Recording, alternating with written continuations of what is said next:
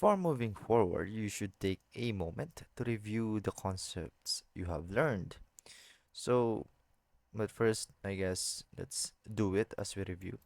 Use the let keyword to declare a profession variable and an age variable. So we do know that the let keyword and the const keyword is that the difference is that let lets you reassign its value, whereas the const does not, because as the as this reads const, which means constant, so it means this would refer to consistency. So anyways, we know that the let keyword, if we declare a variable, it lets us reassign its value. So we are to declare a variable called profession and a new variable called age.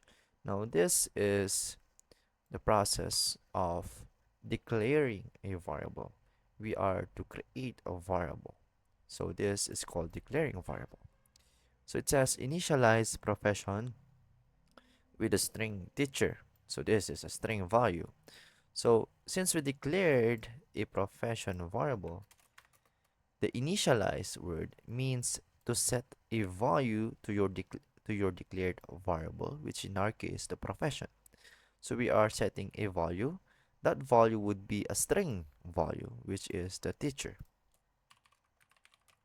Now, this is essentially an initialized an initialized variable because we have set its value.